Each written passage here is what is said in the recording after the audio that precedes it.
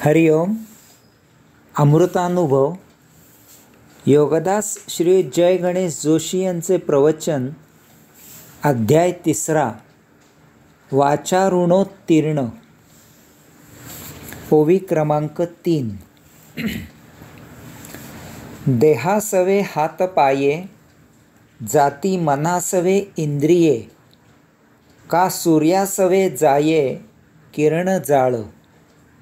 अर्थात जसे देहासह हातपाय मृत होतात किंवा मनासह इंद्रिये नष्ट होतात किंवा सूर्य मावळला की त्याची किरणेही मावळतात, याचप्रमाणे अविद्येसह वाणी लुप्त व्हाव्यात. मागील 2 श्लोकांमध्ये माऊलींनी उपदेश केला की महामंत्राच्या तपश्चर्येने मुक्ती प्राप्त होते.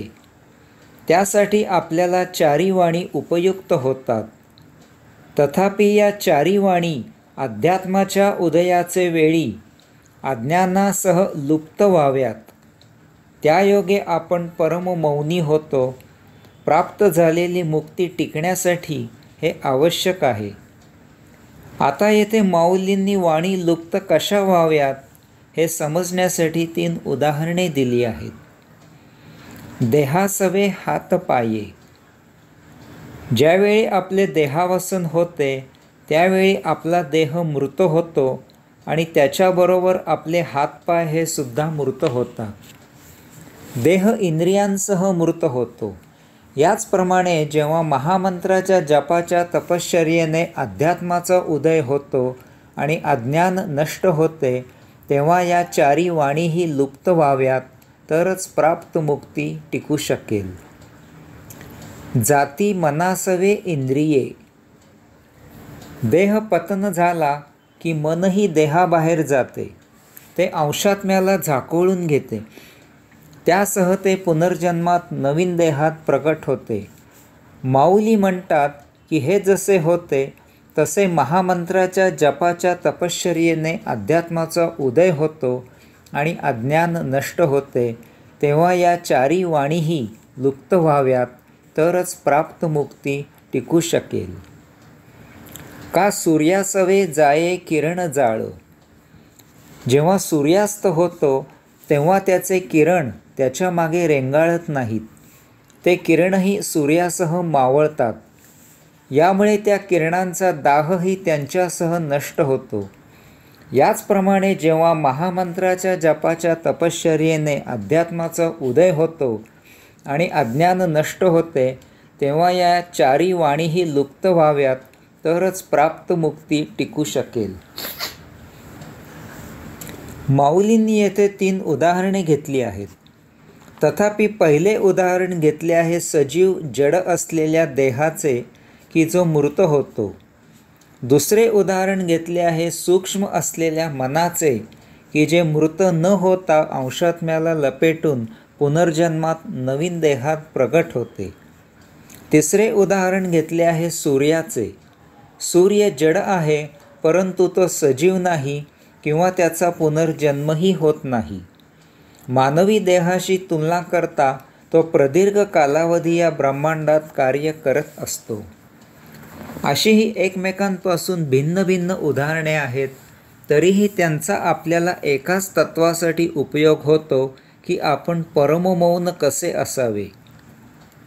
एकदा साक्षात्कार झाला की आपण देहजीवित असेपर्यंत मौन व्हायचे आहे. वाणी देहात लुप्त करून टाकायच्या आहेत. मौन इतके साध्य व्हावे की पुनर्जन्मातही आपण मौनी मुनी म्हणूनच जन्माला यावे. या योगे या जन्मी मनावर इतके प्रभावी नियंत्रण असावे. भौतिकात जगण्यासाठी सूर्याप्रमाणे आवश्यक असेल इतकेच प्रगट असायचे आहे. बाकी आपण शब्द तेज आवरून घ्यायचे आहे. अशा प्रकारे काये वाचे मने कशाही प्रकारे अत्यावश्यक असल्याशिवाय व्यक्त व्हायचे नाही. ओवी क्रमांक 4.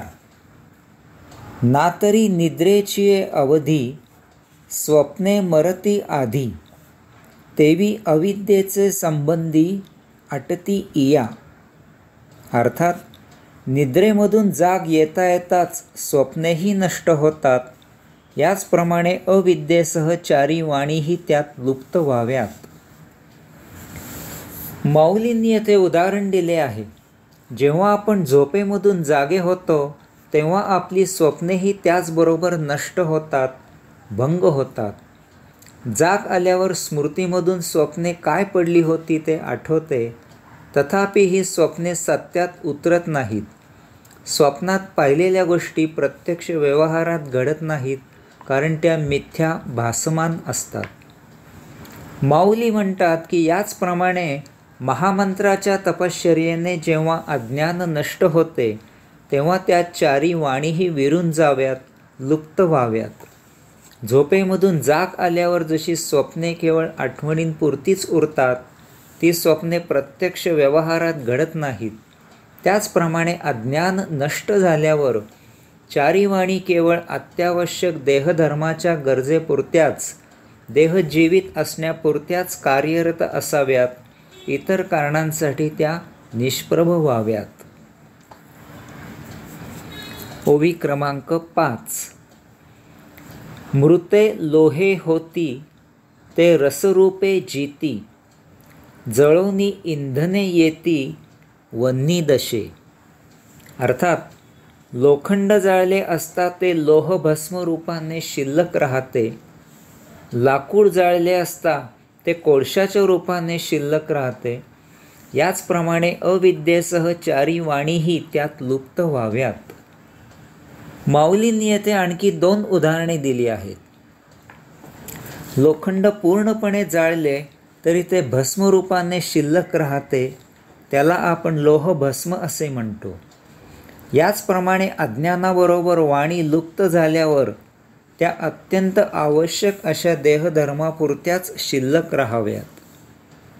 लाकूड जाळले की त्याचा कोळसा होतो. कोळसा तप्त करून त्याचा आपण इंधनासारखा उपयोग करू शकतो. यालाच येथे माऊलींनी लाकूड जाळले की ते वन्नी दशेत इंधन म्हणून शिल्लक असते असे म्हटले आहे. याचबरोबर अज्ञानाबरोबर वाणी लुप्त व्हाव्यात आणि त्यांचा आपल्याला पाहिजे तेव्हा इंधनरूपी देहधर्मापुरताच उपयोग व्हावा. ओवी क्रमांक 6. लवण आंगे विरे परी स्वादे जळी उरे, नीद मरोनी जागरे जिये निदे. अर्थात मीठ पाण्यात विरघळते तथापि त्याची चव पाण्यात शिल्लक राहते. निद्रा पूर्ण होऊन समाप्त होते तथापि ती जागृतावस्थात शिल्लक असते. माऊलींनी येथे आणखी 2 उदाहरणे दिली आहेत. मीठ पाण्यात घातले असताना ते पाण्यात विरघळून जाते, तथापि त्या मिठाची खारट चव त्या पाण्याला येते. चवीच्या रूपाने मीठ पाण्यात शिल्लक राहते. याचप्रमाणे अज्ञानासह वाणी लुप्त झाल्या तरीही त्या देहजीवित राहण्यापुरत्या शिल्लक असाव्यात. झोप पूर्ण झाली तरी ती जागृतावस्थेत सुप्तपणे त्या जागेपणात शिल्लक असते. यामुळे जागे असताना काही कालावधी झाला की आपल्याला पुन्हा निद्रा येते.